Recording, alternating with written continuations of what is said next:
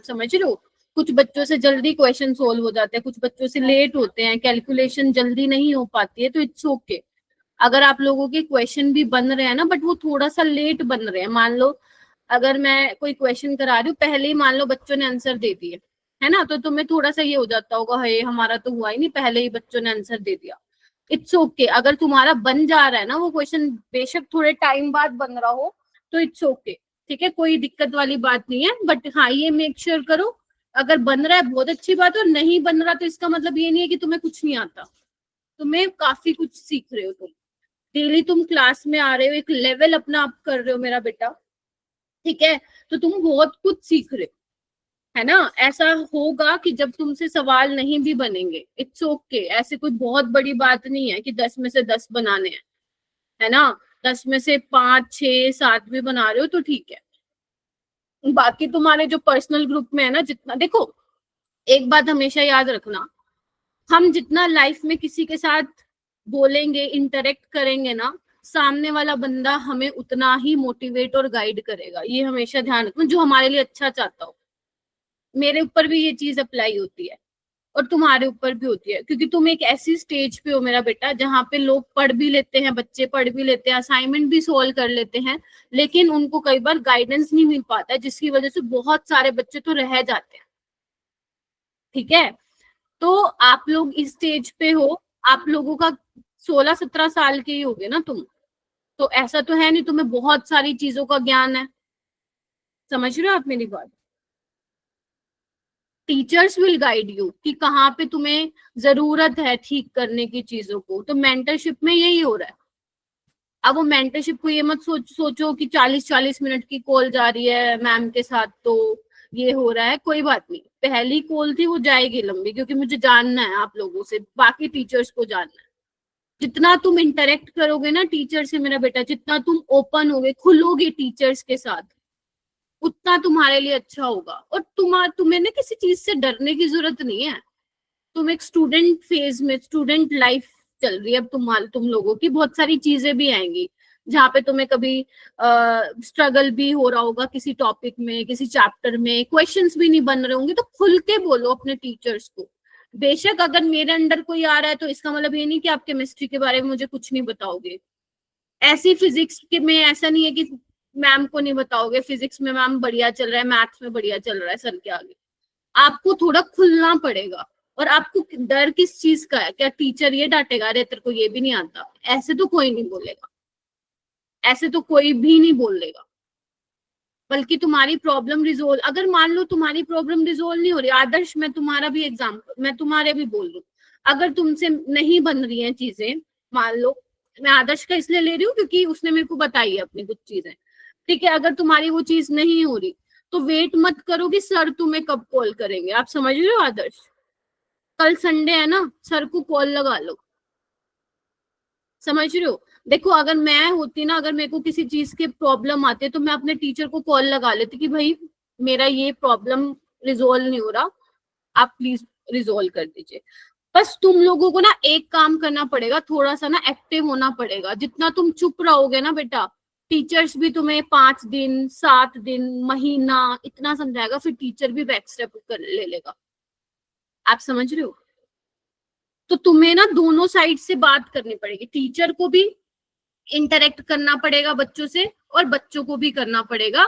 जब दोनों साइड से चीजें होंगी ना मेरा बेटा, तभी चीजें सही होंगी। वरना अगर एक ही मैं ही कुछ बोलती जा रही हूँ या बाकी टीचर कुछ तुम्हें बना बना के प्लान दे रहे हैं, तो तुम नहीं करोगे फॉलो। तो खुल के बोलो टीचर्स को। बच्चों, जब बच्चे सक्सेसफुल होते हैं ना बेटा, सबसे ज्यादा खुश पता है कौन होते हैं? पेरेंट्स और टीचर्स। जो लोग तुमसे सड़ते हैं या जलते हैं, जेलेसी रखते हैं या जो नेगेटिविटी फैलाते हैं, वो तुमसे कभी भी खुश नहीं होंगे। पड़ोसी तो बिल्कुल भी नहीं होते, अच्छा इनका बेटा यहाँ चला गया, ये हमारे बेटा का तो कुछ हुआ ही नहीं, ठीक है, समझ रहे हो। सबसे ज्यादा टीचर्स और पेरेंट्स को प्राउड होता है अपने बच्चों पे, ये हमेशा याद रखना। तो अपने टीचर्स के साथ थोड़ा खुल के बात करो, जो प्रॉब्लम है ना रखो, अगर नहीं आता कोई टॉपिक सीधा क्लियर बोलो नहीं आता है ना, तो वो कुछ आपको बताएंगे ना कि ऐसे कर लो वैसे कर लो, हम भी तो एंट्रेंस टेस्ट से गुजरे हैं, समझ रहे हो, हमने भी वो प्रेशर फेस किया है लाइफ में, तो हमें मालूम है कि क्या चीजें काम कर सकती हैं, आप समझ रहे हो। तो मैं खुले मतलब डायरेक्ट बोलती हूँ, I will be always available. अगर तुम्हारा कोई भी डाउट आता है ना, तुम भेज दिया करो, I will be always available, और बाकी टीचर्स भी हमेशा अवेलेबल रहेंगे, लेकिन तुम लोग दोनों साइड से इंटरेक्ट करो बेटा। एक समय कभी कभी सुनती हूँ मैम कहती है कि बच्चे बोलते ही नहीं मेंटरशिप कॉल में, सर बोलते हैं बोलते ही नहीं, ऐसे कैसे चलेगा काम। हम्म। चलो,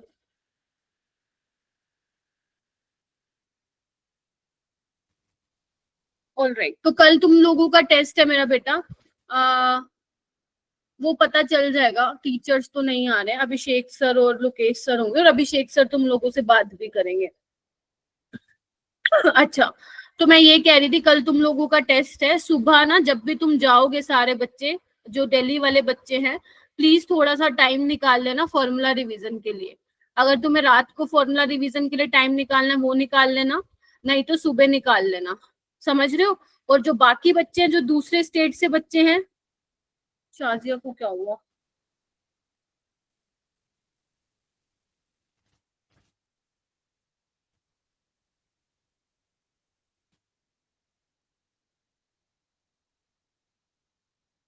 हाँ, क्या बोल रही थी मैं, आई एम सो सॉरी, क्या बोल रही थी मैं। हाँ, जो बच्चे दूसरे स्टेट से हैं, वो जब भी आप लोगों का सुटेबल टाइम होता है टेस्ट देने का, उससे पहले आप लोगों को फॉर्मूला रिवीजन जरूर करनी है। क्लियर है सभी को। ठीक है, जैसे एटॉमिक स्ट्रक्चर का फॉर्मूला बेस्ड आते हैं, तो जितना भी मैंने एटॉमिक स्ट्रक्चर कराया है वो अच्छे से पढ़ लेना है ना, है ना। और उसके अलावा सॉल्यूशन हो गया, इलेक्ट्रोकेमिस्ट्री हो गया, तो इनके फॉर्मूले पढ़ लेना। तुम जैसे कंडक्टेंस वाले टॉपिक में बच्चे गलत कर रहे थे पिछली बार, फेराडेज लॉ में आप लोगों ने गलतियां कर रखी थी, तो उनको एक बार जरूर देख लेना, है ना, समझ रहे हो आप। आपको अपने वीक एरियाज पे काम करना है, और नेक्स्ट वीक जो बच्चे मेंटरशिप में आएंगे, मैं उनके साथ डिटेल एनालिसिस करूंगी, बाकी टीचर्स भी मेजर टेस्ट का। हम्म। और ईमानदारी से टेस्ट दोगे। चलो, तो बेटा आज का अपना वैसे लास्ट लेक्चर ये खत्म हो जाएगा आज। इसमें जो मेन टॉपिक आज मुझे कवर करवाना है वो करवाना है कॉम्प्लेक्स रिएक्शन और कोलिजन थ्योरी करवानी है, ठीक है। तो एक कंबाइंड रिएक्शंस नाम का भी टॉपिक है, हालांकि ना कंबाइंड रिएक्शंस एक तो तुम लोगों का ये थोड़ा सा, इसको मैं डिफिकल्ट टॉपिक में कंसिडर करती हूँ, डरा नहीं रही हूँ डरा नहीं रही हूँ, डिफिकल्ट टॉपिक में कंसिडर करती हूँ। बट एक अच्छी बात पता है क्या है, समीर आप हो क्लास में, समीर क्लास में है क्या।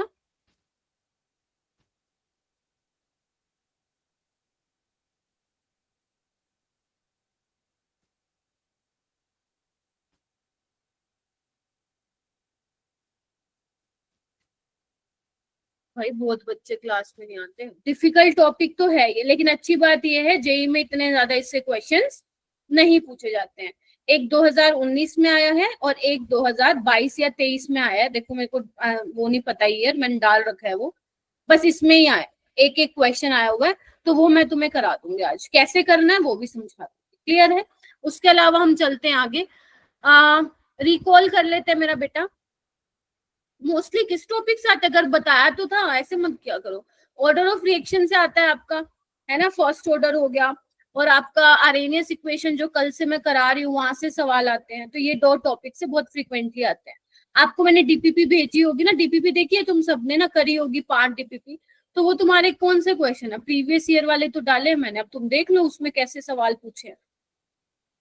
ऑल राइट, तो मैंने लास्ट क्लास में क्या कराया था आपको, ट्रांजिशन स्टेट थ्योरी करा दी थी, आरेनियस इक्वेशन करा दी थी ना, याद करो।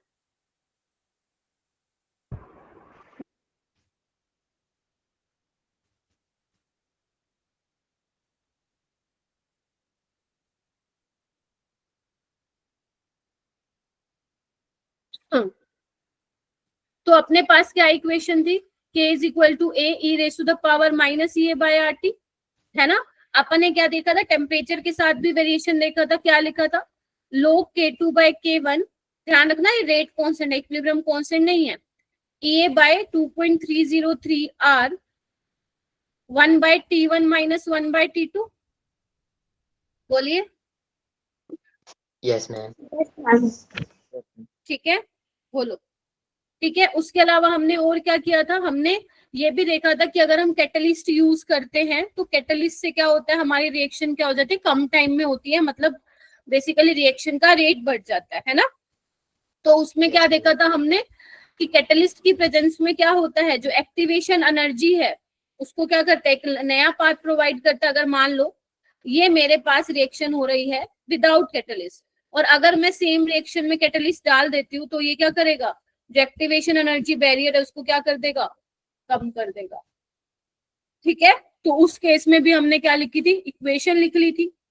जैसे कैटलिस्ट की प्रेजेंस में क्या लिखोगे आप, A e raise to the power minus E U by R T. ठीक है, जब कैटलिस्ट नहीं है मतलब अनकैटेलाइज रिएक्शन है तो उस केस में क्या लिखोगे, E U by R T, है ना। एलन लेके आप क्या कर सकते हो, इसको आगे पर फर्दर सोल्व कर सकते हो। और क्या बताया था, कैटलिस्ट कैटेलाइज करता है स्पॉन्टेनियस रिएक्शन को, है ना। और क्या बताया था, डेल्टा एच को चेंज नहीं करता, है ना। और क्या बताया था, डेल्टा जी को चेंज नहीं करता, इक्विलिब्रियम कांस्टेंट की वैल्यू को चेंज नहीं करता है, राइट। तो ये सब जो है मैंने डिस्कस किया था। क्या बोल रहे हो मेरा बेटा, नहीं नहीं नहीं नहीं, ए के साथ नहीं आएगा मेरा बेटा। ठीक है, जो ये हम इक्वेशन मान के चल रहे थे, याद है कल मैंने बताया था कि एक्टिवेशन एनर्जी और आने जो ए है वो टेम्परेचर पे, वो क्या है, टेम्परेचर के साथ चेंज नहीं हो रहे, तो रेट कांस्टेंट का जो डिपेंडेंस है वो टेम्परेचर पे आ रहा है। ठीक है, ऑल राइट, ठीक है। चलिए ये वाला क्वेश्चन ट्राई करोगे सारे बच्चे, करना एक बार।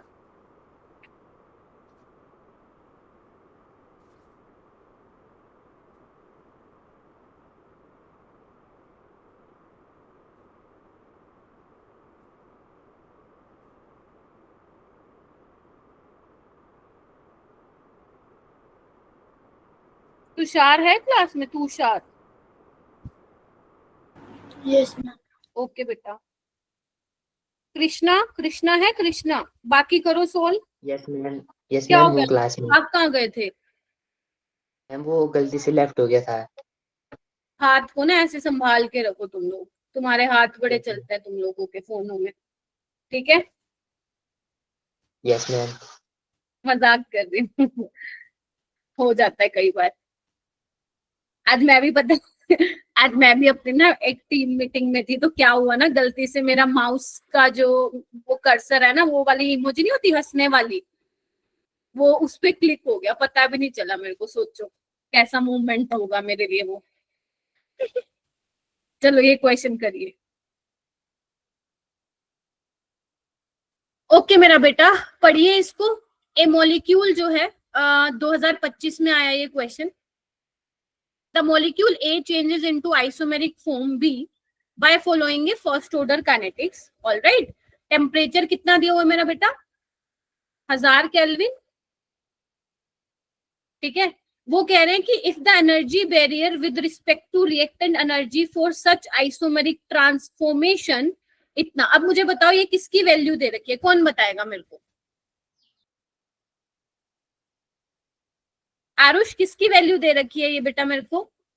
एक्टिवेशन एनर्जी की। वेरी गुड आरुष, डीपीपी और दे देगा तो मजे ही मजे हो जाएंगे। ठीक है, तो एक्टिवेशन एनर्जी की वैल्यू दे रखी है ये, बहुत बढ़िया, 191.48 किलो जूल पर मोल। ठीक है, फ्रीक्वेंसी फैक्टर बोले तो ए की वैल्यू दे रखी है 10⁻20। आपको टाइम बताना है, time required for 50% molecule of A to become B, यानी कि you have to find out T half, है ना, यही मतलब हुआ इसका। तो चलो बस आ जाओ। हाँ लेकिन लेकिन लेकिन पीको सेकंड में निकालना है, तो एक पीको सेकंड में कितने सेकंड होते हैं पता है ना तुम लोगों को?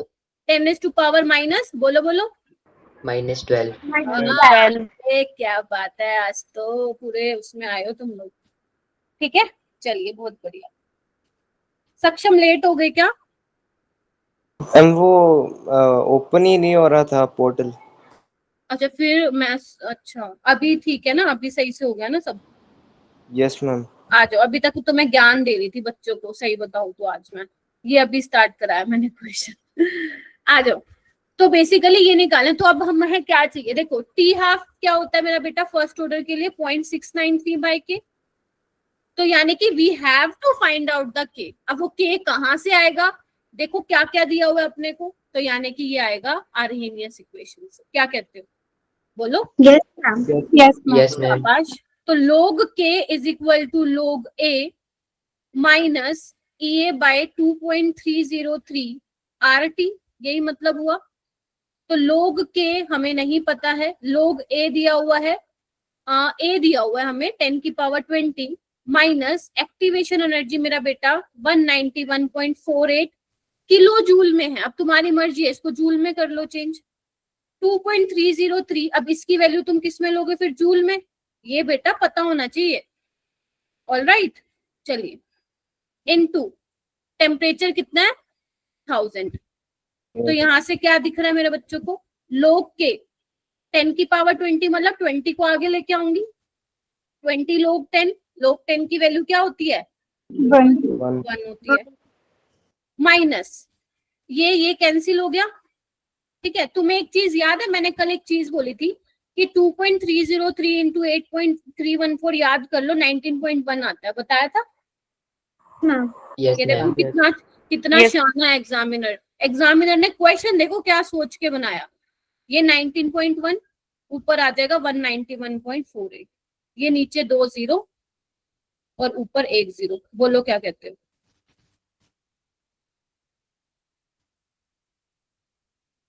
ठीक है,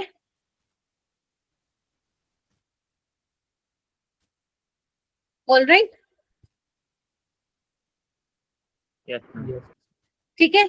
या इसको क्या कर सकते हो, तुम एक काम भी कर सकते हो, 191.48 को तुम क्या ले लो, 191 ले लो, क्या कहते हो, ले सकती हूँ ना मैं, Yes, बन ma'am. जाएगा काम, ठीक Yes. है। Yes ma'am. और इसकी 1 0 ऊपर पहुंचा दो, तो ये तो कैंसिल आउट हो गया, तो 20 में से 10 गया 10, तो के 10 क्या आ जाएगा, 10 की पावर 10, बोलो। 10 बस तुम्हें सोल्व करना है, करके बताओ कितना आ रहा है, टी हाफ की वैल्यू कितनी आ रही है, नियरेस्ट इंटीजर में जाना है, पीको सेकेंड्स में।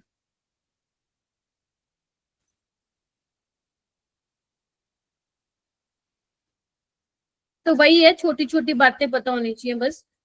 0.693, के क्या है 10 की पावर 10, तो ऊपर जाएगा 10⁻⁻10 आ जाएगा, वेरी गुड आर्यन 69।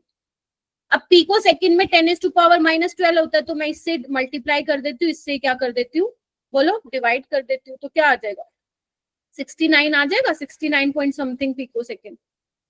देखो यस मैम, यस मैम, अच्छा, आसान है, पलक यस मैम, नैतिक हो गया बेटा, यस मैम। खुशी सिमरन, प्रिंस खोजान हो गया। कैलकुलेशन बता दूं, हाँ इसमें वैसे कैलकुलेशन ही मेन है, आओ इधर मैं एक बार फिर बता देती हूँ, ये वैल्यू पुट कर लोगे ना, क्या नाम है गर्ल, गौरव पाल है क्लास में, गौरव। तो यहाँ पे लोग 10⁻20 है, तो ये 20 आगे आ जाएगा, लोग 10 क्या हो जाएगा 1 हो जाएगा, क्लियर है। मैंने क्या किया, ये कैंसिल हो गया, 191.4 191.48 को मैंने क्या ले लिया, गर्व 191 ले लिया, और मुझे पता है इसको मल्टीप्लाई करने के बाद क्या आता है 19.1 आता है, मैंने कल बताया था, नहीं बता दिया था, नहीं पता तो दोबारा बता रही। 1 0 ऊपर जाएगी तो 191 से 191 गया, तो 20 में से 10 गया, 10 के आ गया 10 की पावर 10 हो गया। अब क्योंकि मेरे को पीको सेकेंड्स में चाहिए था, तो मैंने क्या किया, 10⁻⁻12 से मल्टीप्लाई कर दिया और उसी से मैंने डिवाइड कर दिया, मैथमेटिकली तो कोई दिक्कत ही नहीं है, तो बस यू हैव टू सोल्व। ठीक है जी, Yes, ma'am. बढ़िया, चलिए आइए। यस मैम, हाँ, ये वाला क्वेश्चन मैंने याद करो कल आपको करवाया था, और मैंने कहा था घर से करके आना, तो इसको अभी ट्राई करो मेरे सामने बैठ के।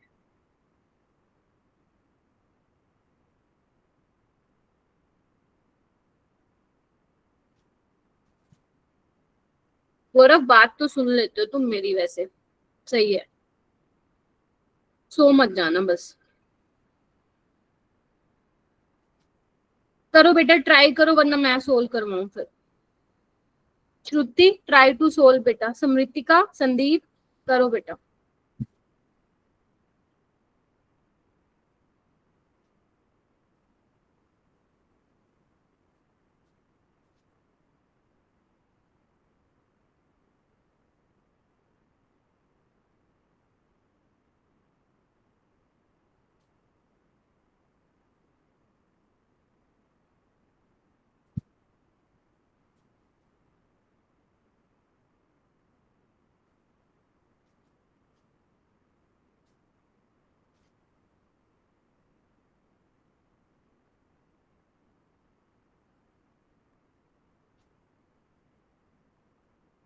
कर रहे हो, कहीं पता चले कर ही ना रहे हो, वेट में बैठे होगे, मैम ही करवा देगी।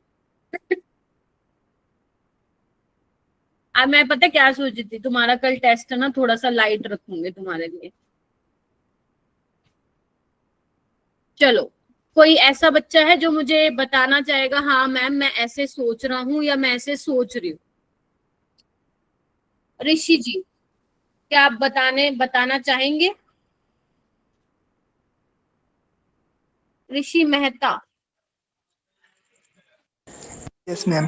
हाँ बताओ, ट्राई करो।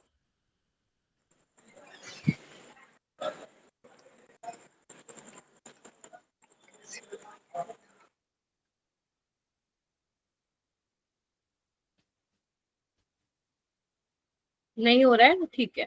आदर्श आप बताओ। को सिलेक्शन से कर सकते हैं, इक्वेशन से लॉग के बाय के तो सेम है, equal to E A minus 20 लिखेंगे एक केस में, और दूसरे में ई ए लेंगे, उसको डिवाइड करेंगे 2.30 और उसमें ब्रैकेट में टेम्परेचर वही आ जाएगा जो गिवन है। देखो, तुम लोगों को क्या दिया हुआ है, किसी का आंसर आए तो बताना मेरे को, है ना। आपको एक रिएक्शन दी हुई है, 500 केल्विन पे कैरिड आउट किया गया है, और सेम, हाँ जी बेटा। मैम 20 आ रहा है। 20 आ रहा है, एक का 80 आ रहा है, कुछ गड़बड़ हुई है।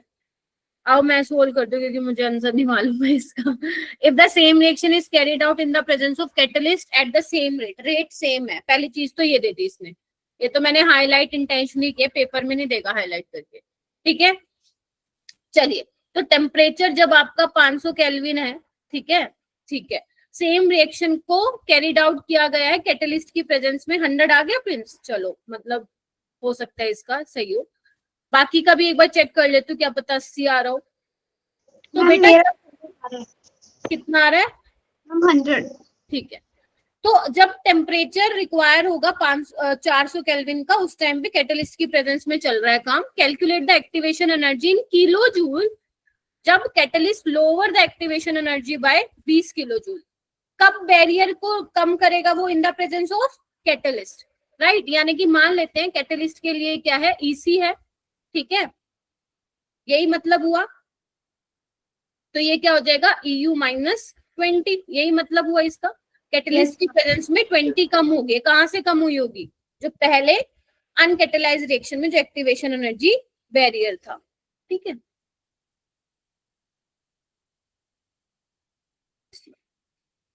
कैटलिस्ट से पहले बताना, मतलब समझी नहीं। तो इसमें क्या होगा, इधर आओ, सबका 100 आ गया, बहुत अच्छी बात है। तो आप क्या इक्वेशन लिखोगे? एलन ले लो, लोग ले लो, क्या लोगे? के ले लेते हैं। Kc is equal to A e raise to the power minus EC by RT, बोलो। Ku is equal to A e raise to power minus EU by RT। अब रेट सेम है ना, तो मैं ऐसे कर दूं, A e raise to the power minus EC by RT। देखो सक्षम आदर्श, A e raise to the power minus EU by RT, A से ए गया, बोलो क्या कहते हो? अब दोनों तरफ मैं ln ले लूंगी तो ये क्या बन जाएगा, EC बाय RT, और ये बन जाएगा माइनस EU बाय RT, तो यहां से ये कैंसिल हो गया, बोलो क्या कहते हो? ठीक है। अब यहाँ पे टेम्परेचर भी अलग अलग है। कैटलिस्ट वाली प्रेजेंस में कितना था ये, 400, और इसकी प्रेजेंस में कितना था ये, 500। आर तो सेम ही हो जाएगा, बस हो गया सोल्व।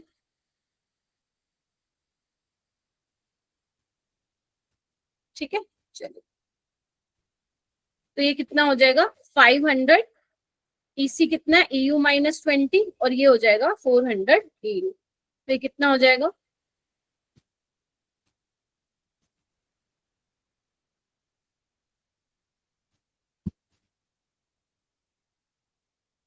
-5 to the 10 400 EU। ठीक है, तो आ गया 100।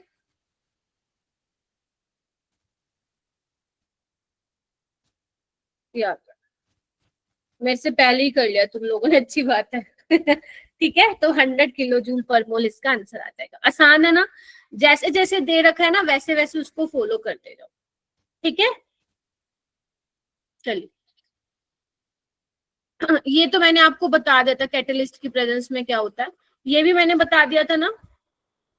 हाँ यस मैम। यस मैम, बता दिया था। चलिए आगे आते हैं मेरा बेटा, progress of a complex reaction. हाँ 100 किलो जूल पर मोल। अभी तक जो मैं तुम्हें पढ़ा रही थी वो एलिमेंट्री रिएक्शंस के लिए पढ़ा रही थी ना, जो एक ही स्टेप में रिएक्शन हो जा रही थी, याद करो। मैंने कहा था अगर रिएक्शन सिंगल स्टेप में हो जा रही है, मतलब अगर रिएक्शन तुम्हारी क्या है, एलिमेंट्री रिएक्शन है, तो वो क्या बनेगा उसके अंदर, तुम्हारा बनेगा ट्रांजिशन स्टेट बनेगा, है ना। लेकिन अगर मैं मान लो कॉम्प्लेक्स रिएक्शन की बात करूं, हालांकि अलग से टॉपिक आ जाता है, ये टॉपिक मैं इसलिए करा रही हूँ क्योंकि इससे सवाल बने हुए हैं तुम्हारे 2025 में भी और 2023-24 में भी आए हुए हैं। तो कॉम्प्लेक्स रिएक्शन में क्या होता है मेरा बेटा, देखो कॉम्प्लेक्स रिएक्शन का मतलब होता है रिएक्शन एक से ज्यादा स्टेप में होती है। ये तो मैंने तुम्हें शायद पहले भी बताया था कभी कि जहां रिएक्शन एक से ज्यादा स्टेप पे होती है वो कॉम्प्लेक्स रिएक्शन होती है। याद करो जो हम रेट डिटरमाइन करते थे वो स्लोवेस्ट स्टेप में करते थे। Yes ma'am. बताया था। अच्छा, अब क्योंकि मेरा बेटा यहाँ पे रिएक्शन एक से ज्यादा स्टेप में हो रही है तो यहाँ पे इंटरमीडिएट की फॉर्मेशन होगी। किसकी? इंटरमीडिएट। क्या तुम 11th में वो पढ़ते थे थोड़ा बहुत, अगर याद हो, कार्बोकटायन, कार्बन आयन, है ना, ये सब फ्री। कार्बोकटायन वाला मैकेनिज्म होता है ना, वो मैं तुम्हें ऑर्गेनिक में भी पढ़ाऊंगी। जब मैं तुम्हें डिटेल में वो चैप्टर पढ़ा रही होंगी तो तुम देखोगे वो कॉम्प्लेक्स रिएक्शन में होता है। अगर आपका कोई रिएक्शन, कोई मैकेनिज्म एक से ज्यादा स्टेप में प्रोसीड हो रहा है तो वहां पे इंटरमीडिएट की फॉर्मेशन होती है। तो देखो अब जो कॉम्प्लेक्स रिएक्शन में बताऊंगी वहां पे तुम्हारा इंटरमीडिएट भी बन रहा होगा। ठीक है, देखो ओके। फिर वो कह रहे हैं number of mechanism steps, number of peaks in graph. ये याद करना तो कर लो, वैसे मैं नहीं बोलूंगी तुम्हें याद करने को, मैं तुम्हें समझा दूंगी। बस वो ये कहना चाह रहे हैं जितने स्टेप का मैकेनिज्म होगा ना उतनी ही तुम्हें पहाड़ की ऊंची चोटी दिखेगी। समझ गए? अगर मान लो 2 स्टेप पे मैकेनिज्म हो रहा है तो 2 पहाड़ की ऊंची चोटी दिखेगी तुम्हें, ऐसे बोल रहा है। अभी मैं डायग्राम के थ्रू समझाती हूँ उसको। अब यहाँ पे बोल रहा है अगर मेरा बेटा एंडोथर्मिक रिएक्शन है तो डेल्टा एच क्या होगा, ग्रेटर देन 0। और हमें पता है प्रोडक्ट की एनर्जी ज्यादा होती है रिएक्टेंट से एंडोथर्मिक में। एक्सोथर्मिक में लेस देन 0 होगा क्योंकि हमें पता है प्रोडक्ट की एनर्जी क्या होती है, कम होती है। क्लियर है ये, है ना? अच्छा, फिर वो कह रहे हैं कि जो स्लो रिएक्शंस होती हैं, स्लो रिएक्शंस की एक्टिवेशन एनर्जी तुम मुझे बताओ ज्यादा होती है कम होती है? स्लो रिएक्शन की एक्टिवेशन एनर्जी ज्यादा होगी या कम होगी? अरे इतना क्या सोच रहे हो भाई, कहाँ खो जाते हो? ज्यादा होगी ना। जो रिएक्शन स्लो है मतलब टाइम लग रहा है तो मतलब उसका ज्यादा ही पहाड़ की ऊंची चोटी होगी, तभी तो बेचारे रिएक्टेंट को उतनी एनर्जी मिलने रही है। बताओ, तो रिएक्शन क्या होगी वहां पे, स्लो होगी। ठीक है, हेंस हायर बैरियर। और अगर एक्टिवेशन एनर्जी कम होगी तो रिएक्शन क्या होगी, फास्ट। इधर आओ। अगर मान लो ये potential energy versus reaction progress का डायग्राम है, सिर्फ ये एग्जांपल के तौर पे बता रही हूँ। तुम मुझे बताओ यहाँ पे क्या लिखा हुआ है। मान लो ये ए है, ये बी है, ठीक है। वो कह रहे हैं ए से बी जो जा रहा है, ए से जो बी बन रहा है, वो वाला स्टेप क्या है मेरा बेटा, स्लो है। स्लो मतलब एक्टिवेशन एनर्जी ज्यादा है। तो देखो ना इतनी है, मान लो ये ए फॉरवर्ड है, और जब बी से ए में जा रहा है तो वो कैसा स्टेप है, फास्ट। मतलब एक्टिवेशन एनर्जी क्या हो जाएगी, लो। क्या लो ही है, समझ आई हो? आ भी गई? चलिए यहाँ पे देखो सी से डी में जा रहा है फास्ट है, मतलब एक्टिवेशन एनर्जी क्या होगी, कम।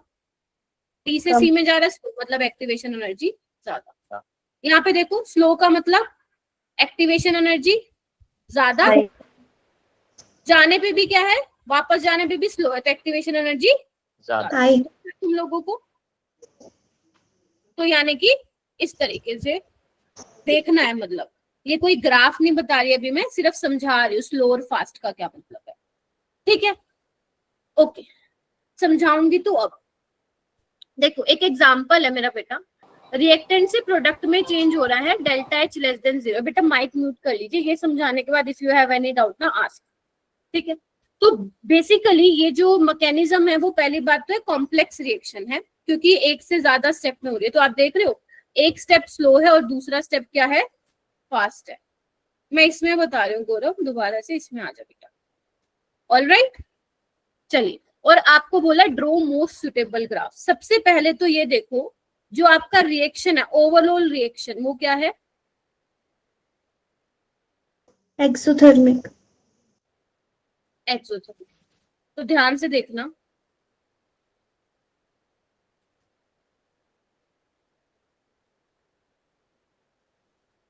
तो मतलब अगर मेरी रिएक्टेंट की एनर्जी ऊपर है, फाइनल जो भी होगा मेरा उसमें प्रोडक्ट की एनर्जी नीचे रहेगी। बोलो हाँ या ना, कंफर्म कीजिए सारे बच्चे को। यस। ठीक है, यस मैम। फिर वो बोल रहा है आर से एक्स में कन्वर्ट हो रहा है। ठीक है, वो रिएक्शन क्या है, स्लो है, मतलब उसका एक्टिवेशन एनर्जी ज्यादा होगा। तो मैं थोड़ा सा ऐसे दिखा देती हूँ उसको। ठीक है, फिर आपका जो एक्स से पी में कन्वर्ट हो रहा है वो रिएक्शन क्या है, फास्ट है, मतलब एक्टिवेशन एनर्जी उसकी क्या है, बोलो बताओ। Yes, x is a intermediate. जो तुम्हें ये दिख रहा है ना valley, this is your intermediate. Intermediate दिख रहा है सबको?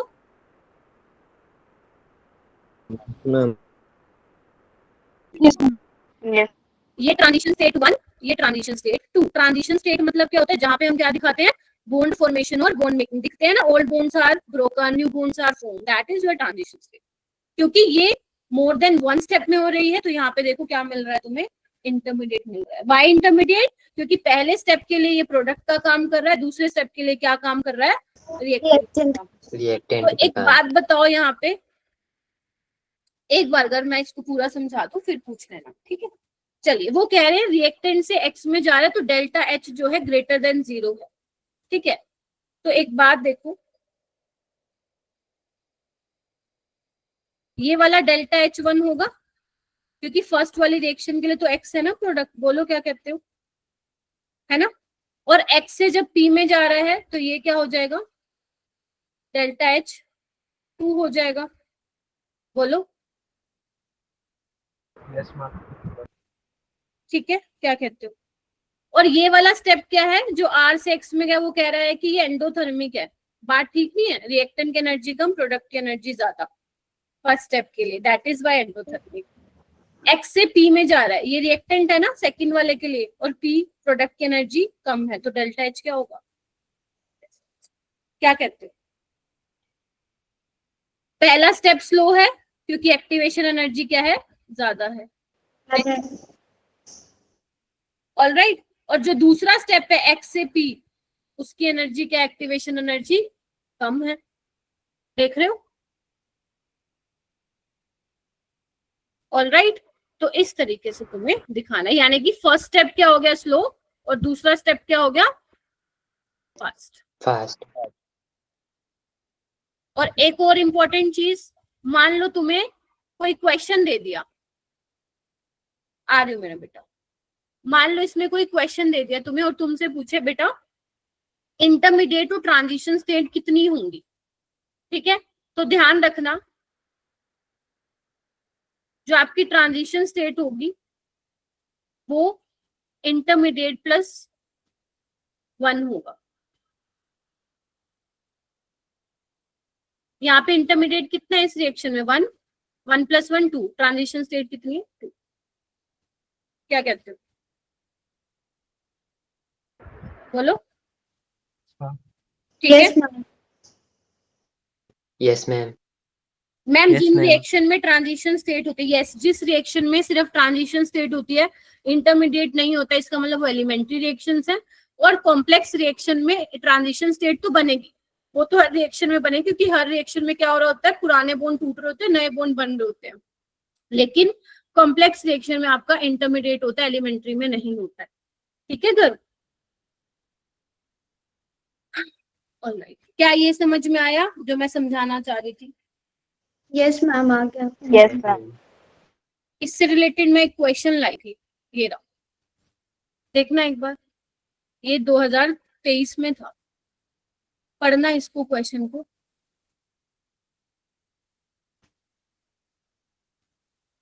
आराम से पढ़ो, मैं नहीं बता रही हूँ, थोड़ा जूम कर लो अगर नहीं दिखाई दे रहा बेटा तो।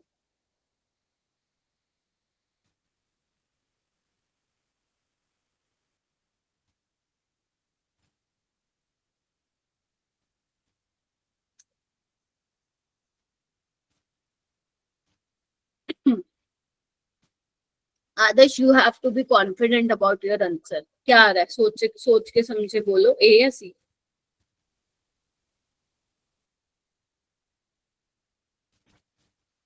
कृष्णा, अपने आंसर को दोबारा चेक कर बेटा।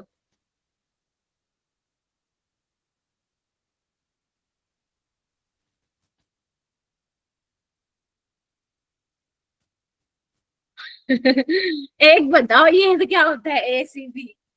तुम तो डी भी बोल दोगे। मैम फाइनल आंसर बी आ रहा है। Final answer B? बी वाले हाथ खड़े करो, देखते हैं बी को कितने वोट जाते हैं। चलो चलो चलो, टेस्ट करते हैं आज, चलो। वेरी गुड, 7 बच्चे। बेटा देखा देखी में कोई नहीं करेगा, बी वाले भी गलत हो सकते हैं। 10 बच्चे, 25 में से 10 बच्चे कह रहे हैं बी, तो बाकी 15 क्या कह रहे हैं फिर? बाकी 14 क्या कह रहे हैं फिर? अब मुझे नाम लेना पड़ेगा क्या क्लास के बीच बीच में? हाँ प्रिंस, बोलो, कुछ कह रहे थे? मैम अभी कर रहे हैं। अच्छा, करो करो करो। जिसका हो गया हैंड रेस करके रखो, मैं बच्चों का नाम देख रही हूँ। अभी तक मेरे पास सिर्फ 10 बच्चों ने हैंड रेस किया है। ऋषि, सिमरन, तुम दोनों क्या कर रहे हो?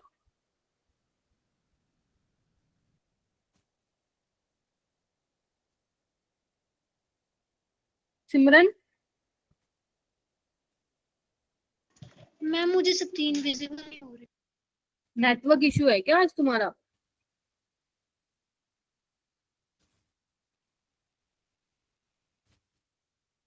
स्मृतिका, श्रुति, कृतिका, क्या लग रहा है?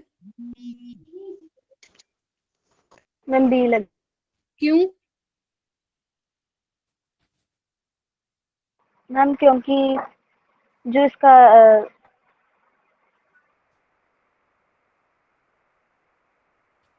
Why you raised your hand if you don't know the answer?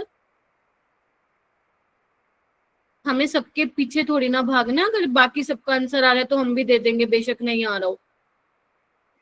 Ma'am क्योंकि जो मैम नंबर ऑफ इंटरमीडिएट्स जो है हाँ, थर्ड वाले इंटरमीडिएट्स क्या होते हैं? यही तो होते हैं ना, वैली। और ट्रांजिशन स्टेट क्या होते हैं? पहाड़ की ऊंची चोटी। तो 3 तो ट्रांजिशन स्टेट है और इंटरमीडिएट एक कम होता है उससे, बोलो। Yes ma'am. Yes, ma'am.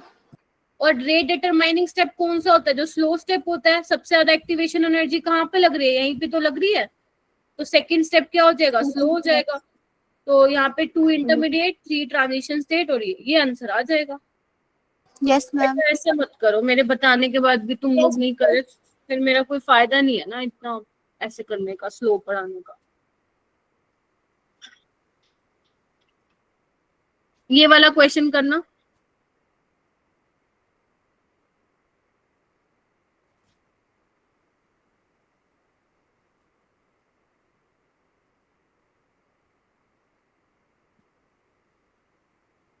सिमरन, एक बार रीज्वाइन करके देखो ना, हो रहा है कि नहीं हो रहा। मैम अब दिखाई दे रही है मैम. दिख रही है? Yes, ma'am.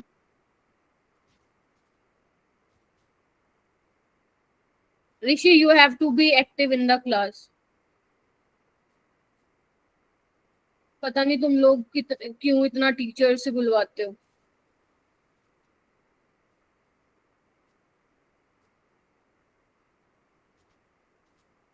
ये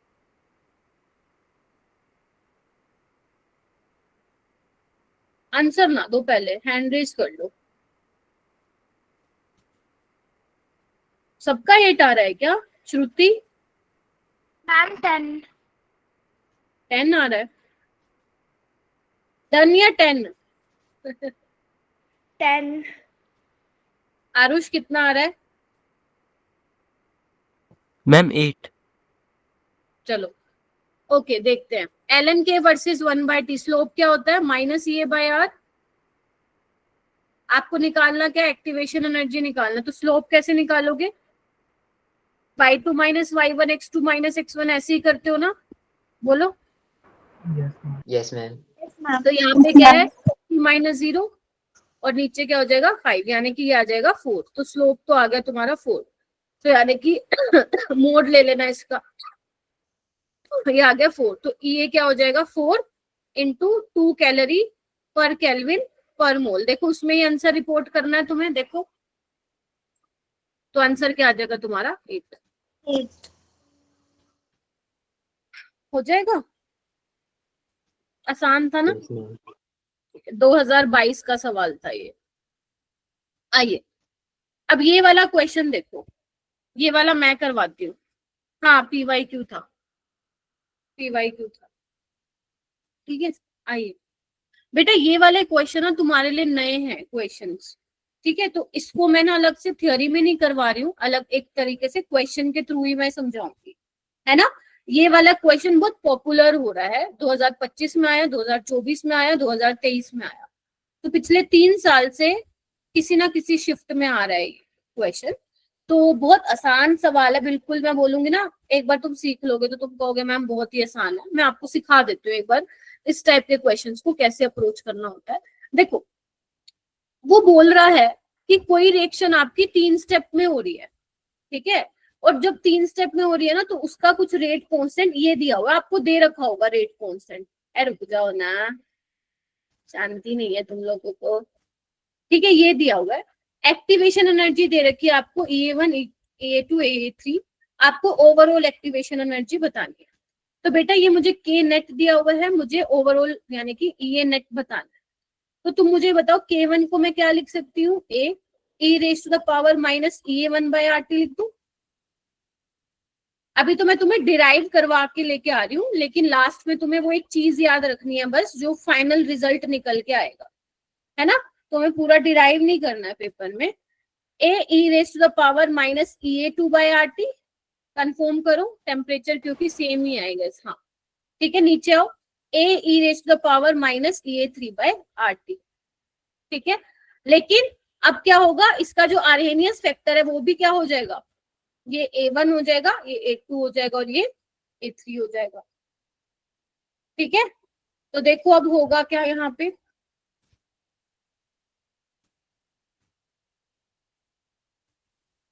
इसको भी ऐसे लिख लो. A e raise to the power minus EA net by RT. Clear है. चलिए आइए. तो यहाँ पे होगा क्या मेरा बेटा? देखना एक बार. जिसका आंसर आ रहा है ठीक है, बधाई हो. पहले मेरी सुन लो. A1 A2 और A3 को मैं अलग ले लूंगी यहाँ पे. बोलो. और यहाँ पे क्या आ जाएगा?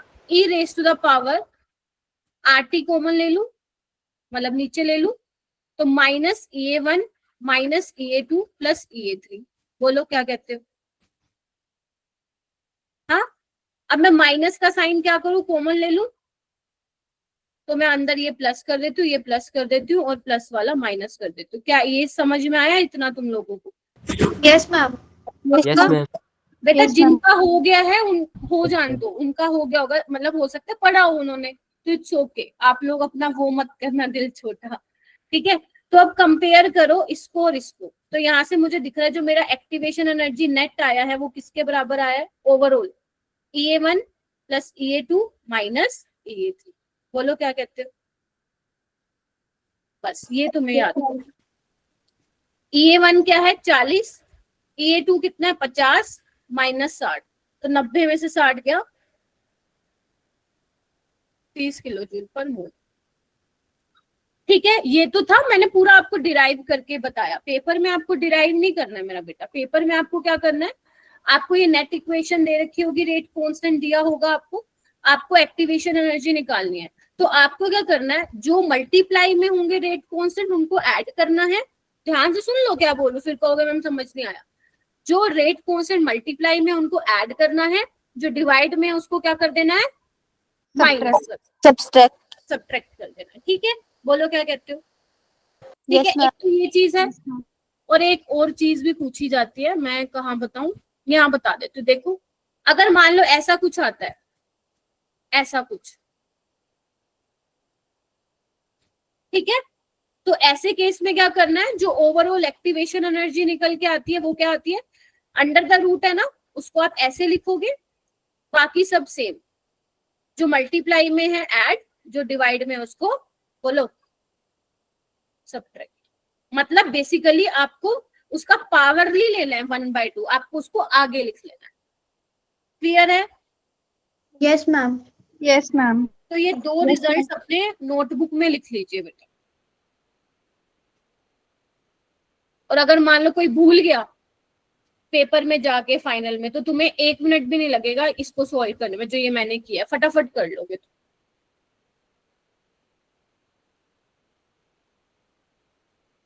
क्लियर है मेरा बेटा। Yes ma'am. Yes, ma'am. अभी पूछ लो, डाउट है। Yes. Krishna, Rahul, Anjali, Manisha. Yes ma'am. Yes, ma'am. Clear है।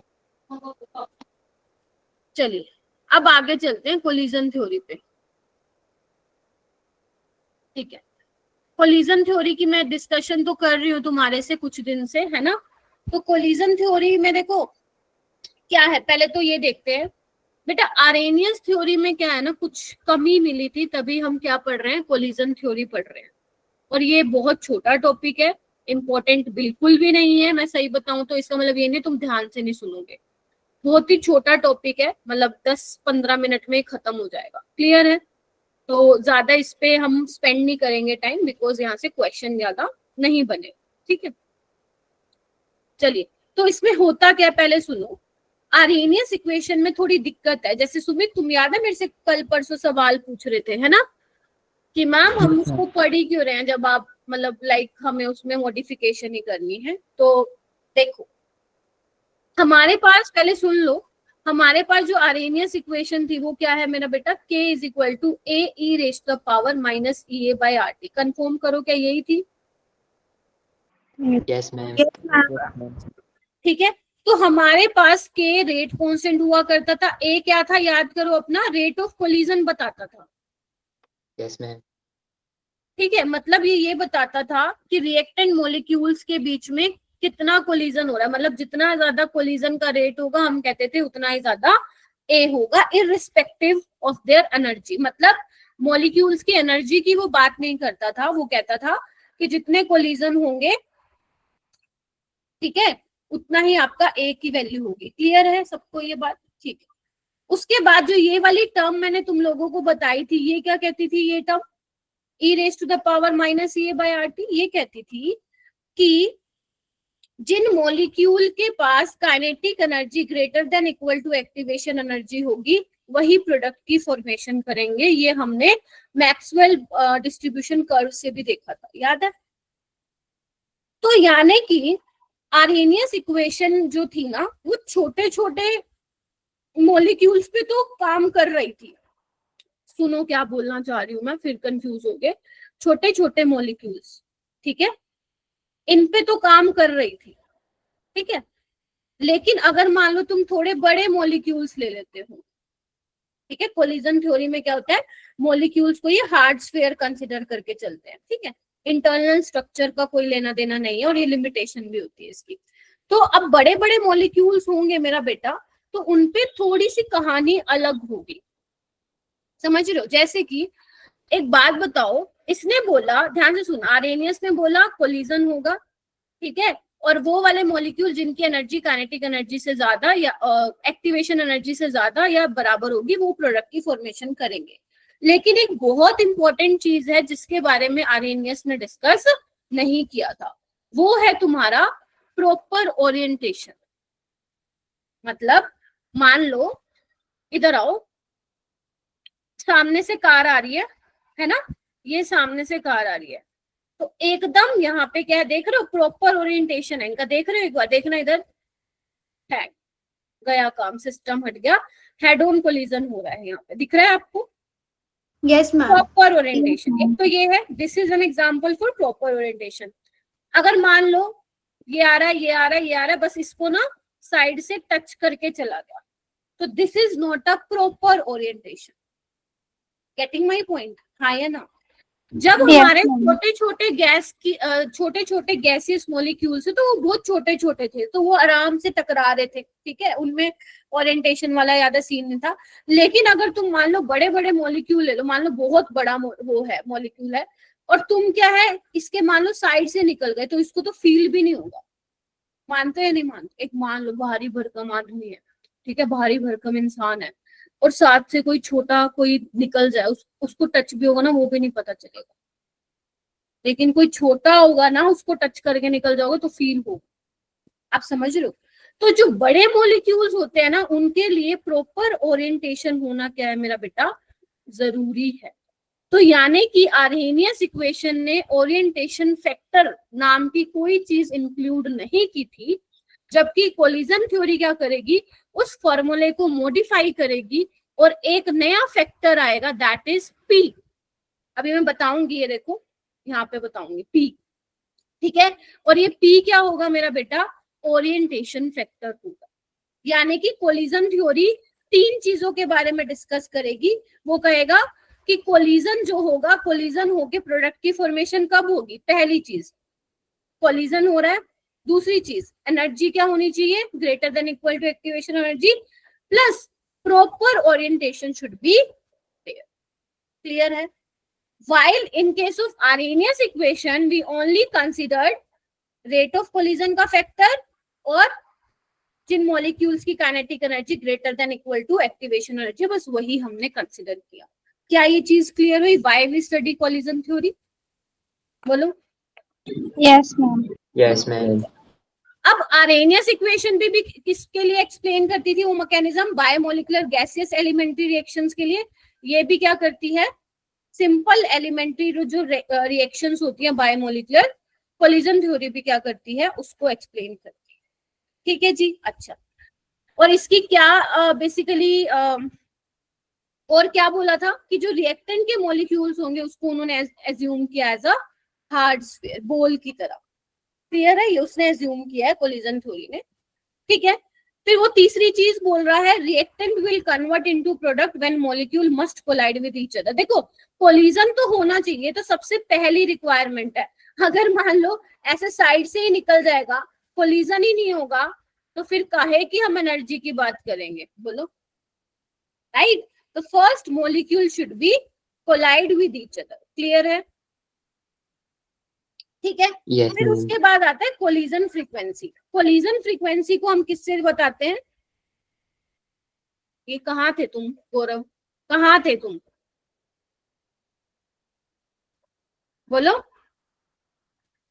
मैं कह रही हूं अगर तुम चाहते हो ना प्रोडक्ट की फॉर्मेशन हो, तो मॉलिक्यूल कोलाइड तो करना ही चाहिए, ठीक है।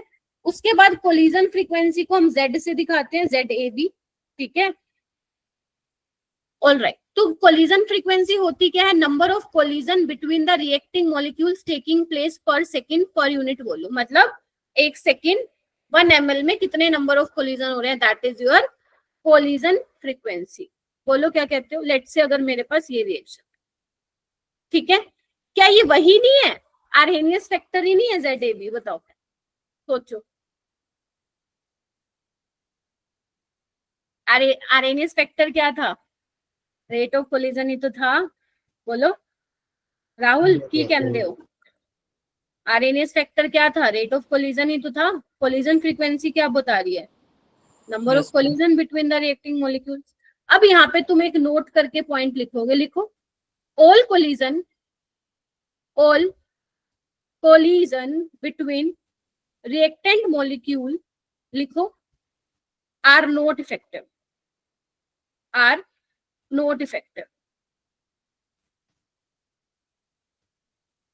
Only few of them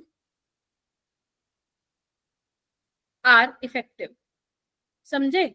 मतलब ऐसा नहीं है तुमने 1000 मॉलिक्यूल लिए, हजारों के हजारों कोलाइड करके प्रोडक्ट बना लिए, ये मैंने तुम्हें शायद पहले ही बताया था।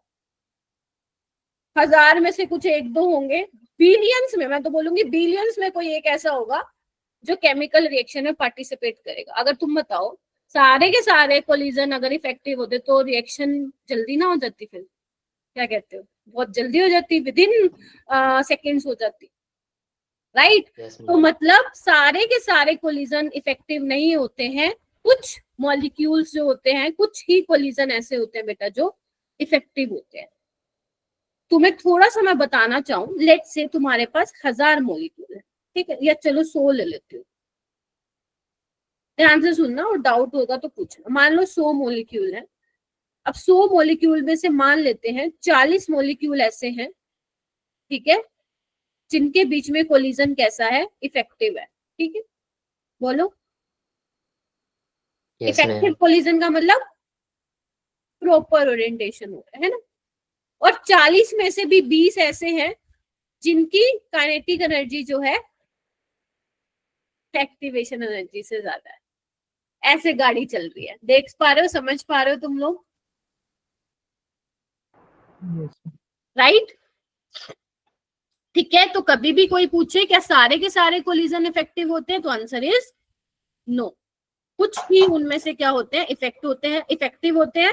तो इफेक्टिव कोलिजन होने के लिए दो कंडीशन शुड बी सेटिस्फाई। पहला, already told you, reactant molecule must possess a minimum amount of energy, and second one is proper orientation of collision. बोलो हाँ या ना।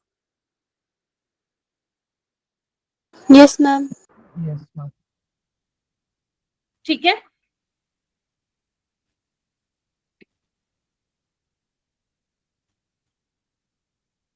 चलिए, ओके। फिर अब हम क्या करेंगे? अब हमें क्या करना है, यानी कि जो हमारा आर्हेनियस इक्वेशन थी वहां पे हमें कुछ मॉडिफिकेशन करनी पड़ेगी, है ना। हमें वहां पे एक ओरिएंटेशन फैक्टर लाना पड़ेगा। बोलो क्या कहते हो, बोलो। Yes, ma'am. Yes, ma'am.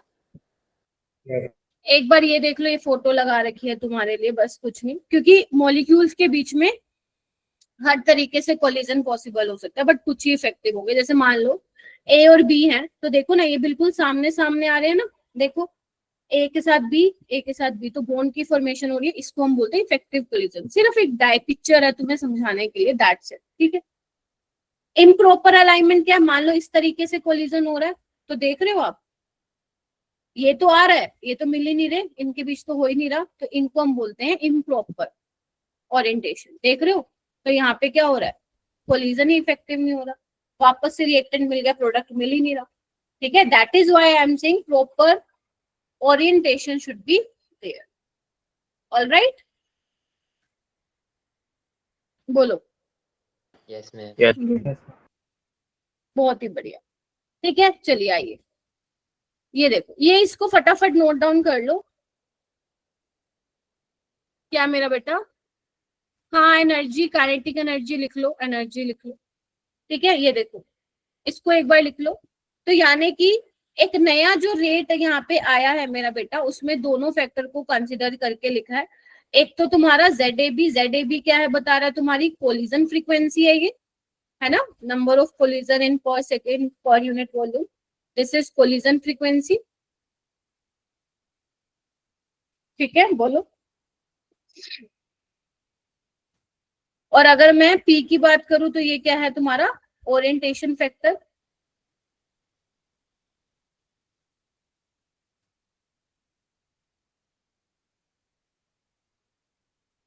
हाँ, अभी मैं आ रही हूँ बेटा। यहाँ पे P का क्या नाम दिया हुआ है मेरा बेटा? प्रोबेबिलिटी और स्टीरिक फैक्टर दिया हुआ है, which consider fraction of particle colliding in proper orientation. तो तुम ओरिएंटेशन फैक्टर भी इसको बोल सकते हो, या फिर प्रोबेबिलिटी फैक्टर भी बोल सकते हो, ठीक है, बेसिकली ये क्या कंसिडर कर रहा है, fraction of particle colliding in a proper orientation. दिख रहा है?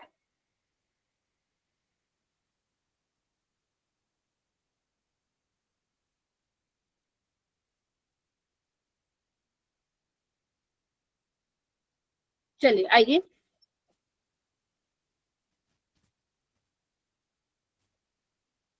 एक सेकेंड,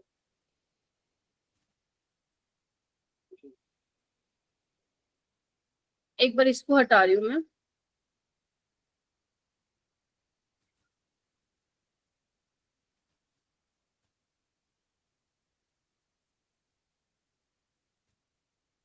देख, अपने पास क्या आया, rate is equal to P Z A B e raise to the power minus E A R T, E A by R T. Arrhenius equation क्या होती थी मेरा बेटा, K A e raise to the power minus E A by R T. बोलो,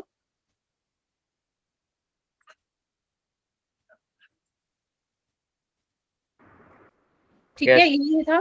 तो ए क्या है मेरे पास, पी जेड ए बी। बोलो, Yes, ma'am. ठीक है, ऑल राइट।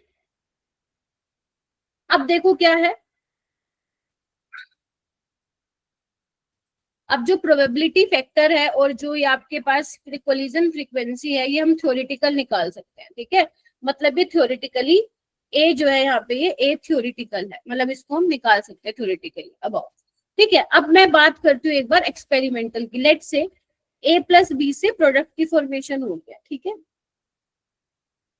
ठीक है, तो अगर मान लो मुझे इसका रेट लिखना है, रेट लो कैसे लिखूंगी, एक्सपेरिमेंटली आता है ना रेट लो, तो कैसे लिखूंगी, रेट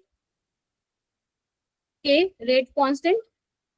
ध्यान से देखेंगे, ए और बी बोलो क्या कहते हो। Yes, ma'am. ठीक है, तो रेट ये क्या हो जाएगा, A e raise to the power minus E A by R T. Confirm करो,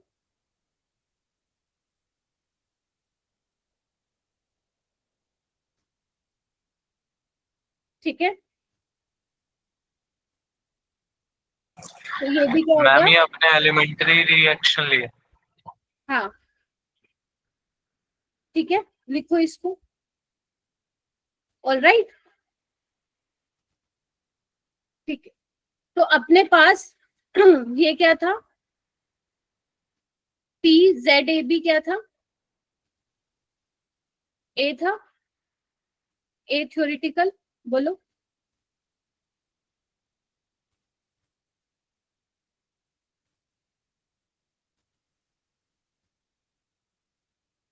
ठीक है, Yes, ma'am.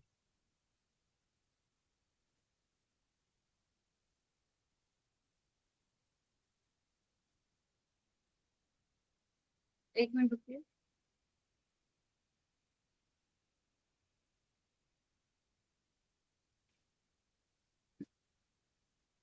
कुछ गड़बड़ हो गई। एक मिनट बेटा, लेट में जस्ट चेक, कुछ गड़बड़ हुई है शायद। अ, हमारे पास एक तो इक्वेशन आ गई है, और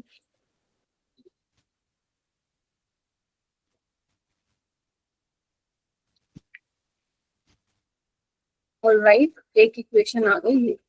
एक मिनट रुको मेरा बेटा, एक मिनट, एक मिनट बेटा,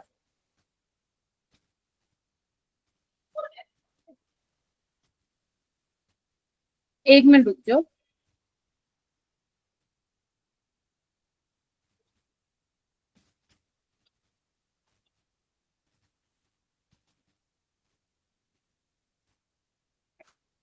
एक मिनट दे दो मैम को।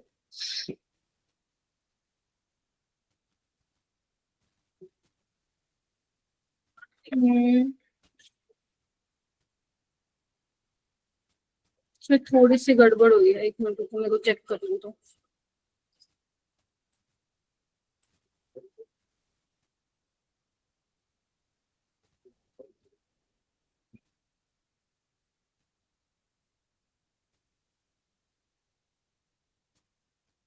ओके, सो मैंने क्या लिखा है यहाँ पे, रेट एक्सपेरिमेंटल वाला लिख दिया है, के ए इंटू बी वाला लिख दिया है। फिर के क्या होगा, according to Arrhenius equation rate constant हो जाएगा A e raise to the power minus A by R T, A into B हो जाएगा। ठीक है, ये भी ठीक है। फिर आपका जो रेट है एक्सपेरिमेंटल वो क्या आ जाएगा, ओके ठीक है।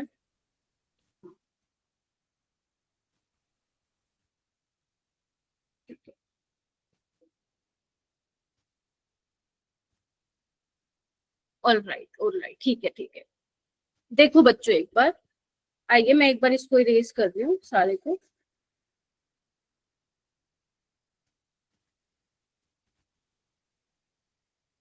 देख, इतना समझ में आ गया जितना लिखा है ये मैंने, यस मैम। ये आ Yes. गया। ठीक है, चलिए ऑल राइट।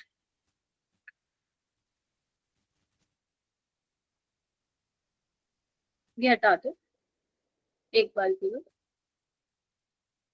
चलिए, अब मैं क्या कर रही हूँ, कंसिडर कर रही हूँ कि हमारी लेट से ये रिएक्शन है A plus B product, elementary reaction है। ठीक है, तो इस केस में हम रेट कैसे लिखेंगे, एक्सपेरिमेंटली है। ठीक है, तो के एलिमेंट्री है तो ए के रिस्पेक्ट में फर्स्ट ऑर्डर और बी के रिस्पेक्ट में फर्स्ट ऑर्डर। ठीक है, तो यहाँ पे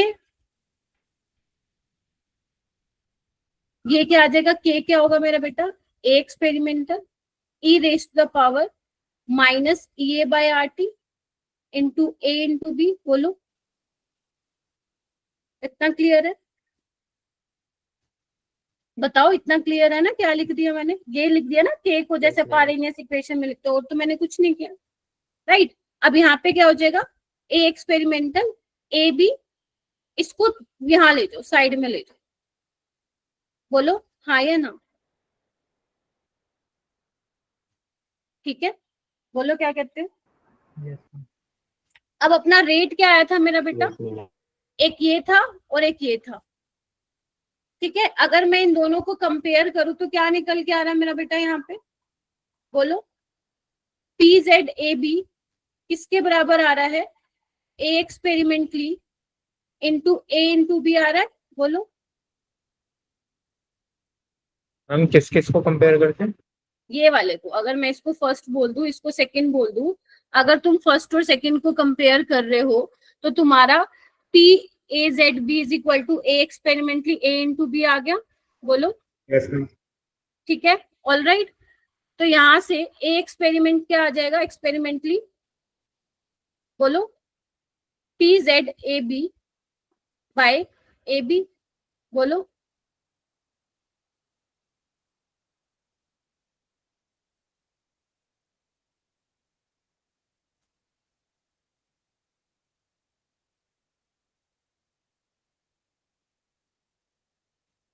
ठीक है, ये Z उसके ना सुपर स्क्रिप्ट में नहीं है, अगर तुम्हें कंफ्यूजन हो रही है। ठीक है, ये बी जेड, अगर तुम्हें लग रहा है मैम सुपर स्क्रिप्ट में क्या लिख दे रहे हो आप, ये देखो। मैम ये जो नीचे और रेट एक्सपेरिमेंटल है, ये रेट ऑफ रिएक्शन है। कौन सा ये, यस मैम। रेट लो नहीं लिखते हो आप, मैम रेट ऑफ रिएक्शन है ना, मतलब। हाँ ठीक है, रेट ऑफ रिएक्शन है, रेट है बेसिकली रिएक्शन का रेट। ठीक है, तो मैम जो आप ऊपर rate वाले लो तो में- रेट है ना, हाँ वो जो ऊपर आपने लिखा है rate is equals to P Z A P और हाँ। जो भी आगे, तो वो तो रेट हो गया ना, रेट ला।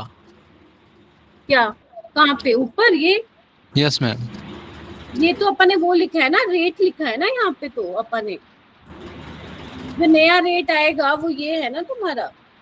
Yes ma'am.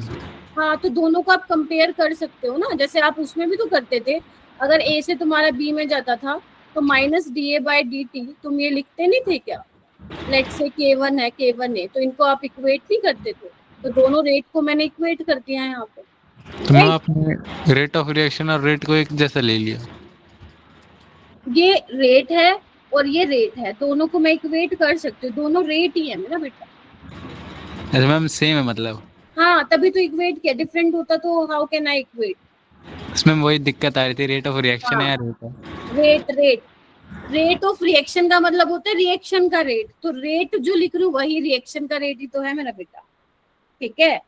ओके, तो ए एक्सपेरिमेंटल क्या हो गया तुम्हारा, पी यानी कि क्या हो गया मेरा बेटा, प्रोबेबिलिटी फैक्टर, ठीक है, Z A B by A B, ठीक है, बोलो हाँ या ना। अब जो ये Z A B by A B है ना, इधर देखो ध्यान से, इधर देखो ध्यान से देखो, इसको मैं यहाँ पे अलग से लिख लेती हूँ, देखो ध्यान से। अब जो ये कोलिजन फ्रीक्वेंसी और जो ए की कॉन्सेंट्रेशन और बी की कॉन्सेंट्रेशन है, ये हम थ्योरेटिकली निकाल सकते हैं। तो ए एक्सपेरिमेंटल क्या आ जाएगा, ए थ्योरेटिकल इंटू बी, यानी कि मेरा जो प्रोबेबिलिटी फैक्टर है वो क्या आ जाएगा मेरा बेटा, ए एक्सपेरिमेंटली बाय ए थ्योरेटिकली।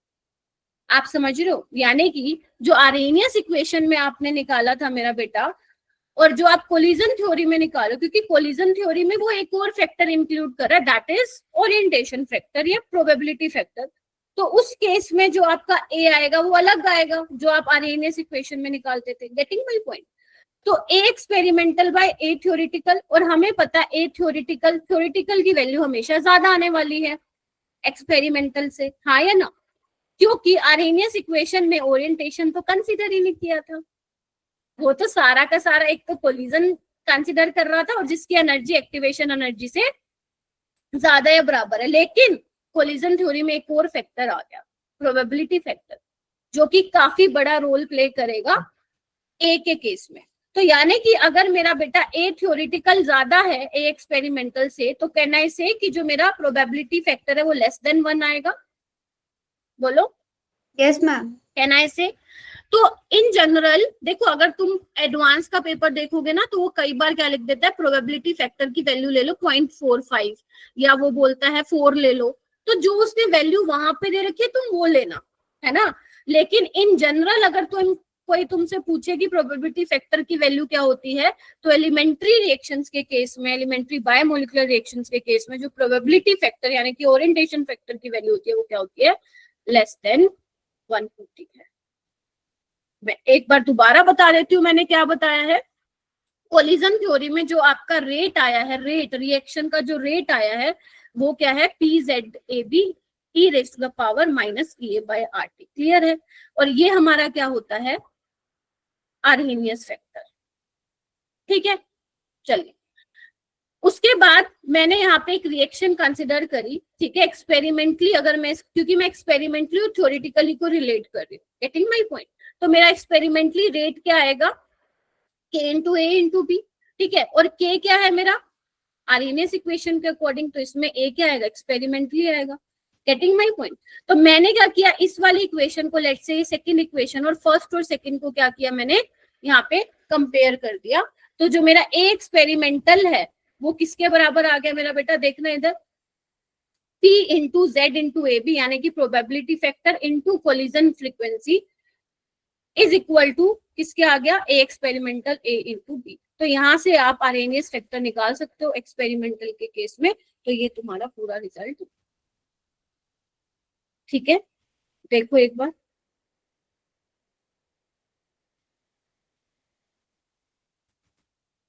कर this is for elementary bimolecular reaction. Ma'am ये जो 1 के इक्वल ना, 1 के इक्वल होने का क्या मतलब है मेरा बेटा, फिर आप वहां पे ओरिएंटेशन फैक्टर कंसिडर नहीं कर रहे हो आर्यन, ठीक है। लेस देन 1 होगा बट 0 से ज्यादा, ठीक है। स्क्रीन इज नॉट विजिबल, एक बार रिज्वाइन कर, ठीक है आर्यन, ओके। हाँ बोलो बेटा। Ma'am Z A B by A की कंसंट्रेशन बी की कंसंट्रेशन को मैम ए थ्योरेटिकल कैसे लिया, मैं वो बता।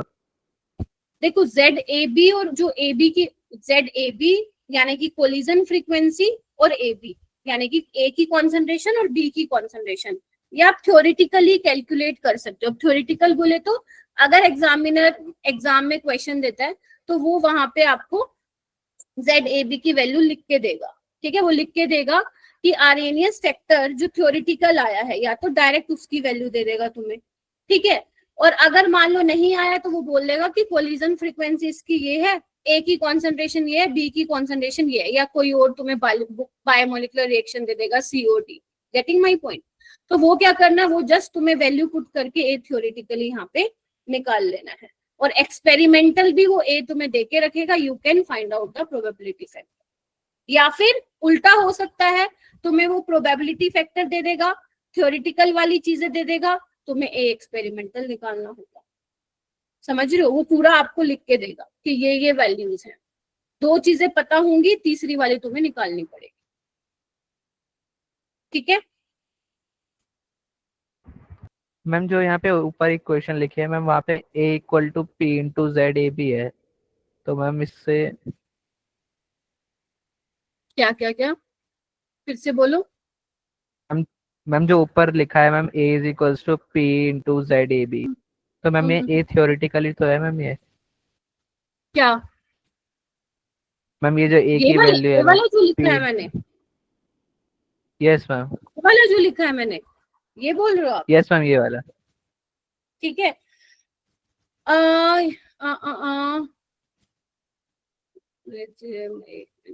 हाँ, यस यू कैन से, बोल सकते हो। ओके ठीक है, बोल सकते हो, बिल्कुल बोल सकते हो।